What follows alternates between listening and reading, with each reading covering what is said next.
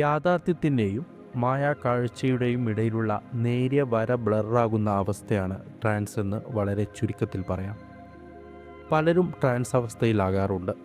Spirituality, മയക്കുമരുന്ന്, മാനസിക പ്രശ്നങ്ങൾ, ഹോർമോണിൻ്റെ ഏറ്റക്കുറച്ചിലുകൾ, അങ്ങനെ പല കാരണങ്ങൾ കൊണ്ടും ഒരാൾ ട്രാൻസ് അവസ്ഥയിലെത്താറുണ്ട്. വിജു പ്രസാദ് ട്രാൻസിലെത്താൻ ഒരു കാരണം മാത്രമേ ഉണ്ടായിരുന്നുള്ളൂ: അയാളുടെ കുഞ്ഞൻ്റെ ആത്മഹത്യ. ഇന്ന് നമ്മൾ സംസാരിക്കാൻ പോകുന്നത് ട്രാൻസ് എന്ന അൻവർ റഷീദ് സിനിമയിലെ വിജു പ്രസാദ് എന്ന ഫഹദിൻ്റെ കഥാപാത്രത്തെക്കുറിച്ചാണ്. വീഡിയോയിലേക്ക് സ്വാഗതം. പല കാരണങ്ങൾ കൊണ്ടും നമ്മളിൽ ഒരാളാണ് വിജു പ്രസാദ് എന്ന് തോന്നിയിട്ടുണ്ട്. ജീവിതത്തിൽ തോറ്റുപോയ, എന്നാൽ തോൽവി സമ്മതിച്ചു കൊടുക്കാതെ പൊരുതുന്ന അനവധി ചെറുപ്പക്കാരുടെ പ്രതീകമാണ് വിജു പ്രസാദ്. അയാളുടെ പുറത്തുള്ള ജീവിതം മാത്രമായിരുന്നില്ല കലുഷിതം, അകത്തുള്ള അയാളുടെ മാനസിക വ്യവഹാരങ്ങളും കലുഷിതമായിരുന്നു. അയാൾ നിത്യവും കണ്ടുണരുന്ന കടൽ പോലെ സദാ അലയടിക്കുന്ന മനസ്സുമായാണ് വിജു ജീവിക്കുന്നത്. അയാളുടെ അമ്മ ആത്മഹത്യ ചെയ്തതാണ്. ആത്മഹത്യാ പ്രവണത വിജുവിൻ്റെയും അനിയൻ കുഞ്ഞൻ്റെയും രക്തത്തിൽ അലിഞ്ഞു ചേർന്നിട്ടുണ്ട്. പല രാത്രികളും അയാൾ അനിയൻ ആത്മഹത്യ ചെയ്യാതിരിക്കാൻ ഉറക്കമൊഴിച്ച് കാവലിരിക്കാറുണ്ട്.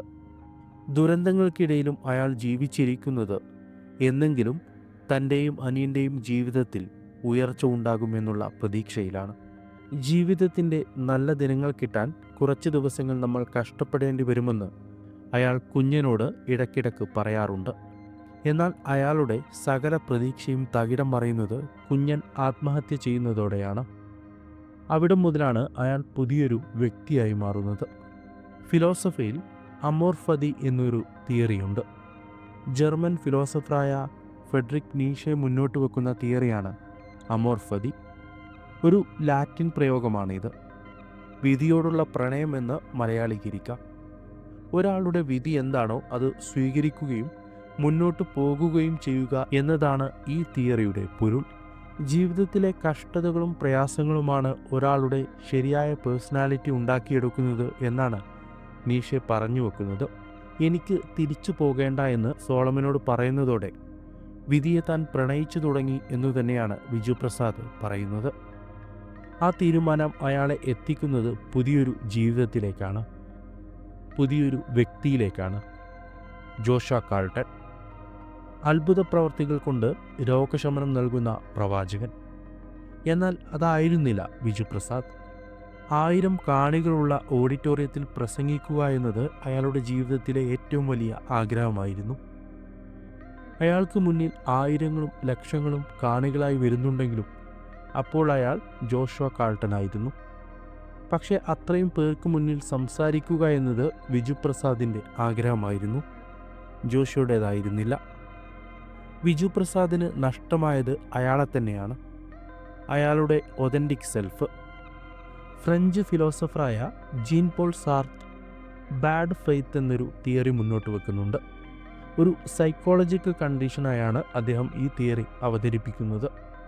പുറത്തു നിന്നുള്ള പ്രഷർ കാരണം, അതായത് കുടുംബം, മതം തുടങ്ങിയ സാമൂഹിക സ്ഥാപനങ്ങളുടെ പ്രേരണ മൂലം നമ്മളല്ലാതായി ജീവിക്കുന്ന അവസ്ഥയാണ് ബാഡ് ഫെയ്ത്ത് എന്ന് സാർത്ര വിശേഷിപ്പിക്കുന്നത്.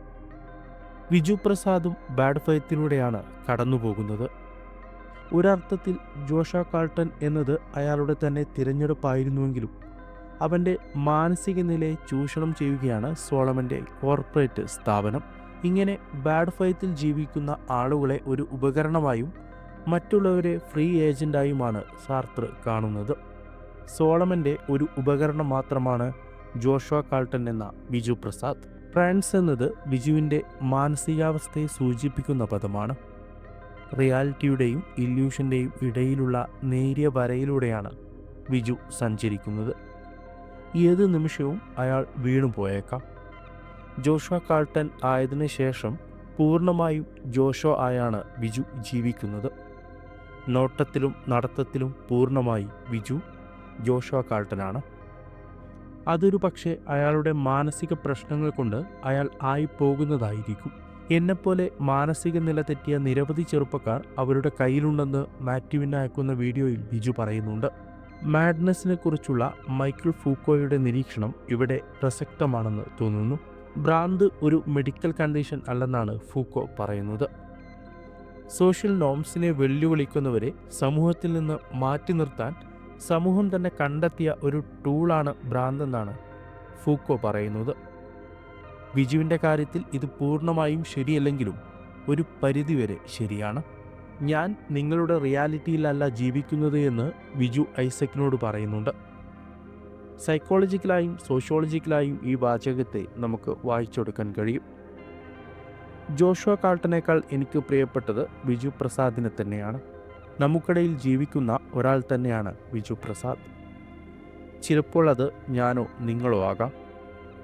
ദിനവും നമ്മോട് ചിരിച്ചും കളിച്ചും നടക്കുന്നവർ, അകമേ കരയുന്നവർ, കീറിയ സോക്സിന് മുകളിലൂടെ പോളിഷ് ചെയ്ത ഷൂ ധരിക്കുന്നത് പോലെ കീറിപ്പറിഞ്ഞ ഹൃദയം ഒരു ചെറു പുഞ്ചിരി കൊണ്ട് മറച്ചു വെക്കുന്നവർ. അവർക്കൊരു കൈത്താങ് ആവശ്യമുണ്ടാകും, പക്ഷെ അതൊരിക്കലും അവർ ചോദിക്കില്ല. സ്വയം എരിഞ്ഞു തീരുന്ന മനുഷ്യരാണവർ. നമ്മൾ കാണാതെ പോകുന്ന, തിരിച്ചറിയാതെ പോകുന്ന, ഒരിക്കൽ ഒരു വാക്കുപോലും പറയാതെ നമ്മുടെ ജീവിതത്തിൽ നിന്ന് പതിയെ പതിയെ മാഞ്ഞു പോകുന്ന മനുഷ്യർ. നമ്മൾ എല്ലാവരിലും ഒരു ബിജു പ്രസാദ് ഉണ്ട്. ഈ വീഡിയോ ഇവിടെ അവസാനിപ്പിക്കുന്നു. വീഡിയോ ഇഷ്ടമായാൽ ലൈക്ക് ചെയ്യുക, ഷെയർ ചെയ്യുക, ചാനൽ സബ്സ്ക്രൈബ് ചെയ്യുന്ന കാര്യം പരിഗണിക്കുക. മറ്റുള്ള വീഡിയോസും കണ്ടു നോക്കുക. നന്ദി.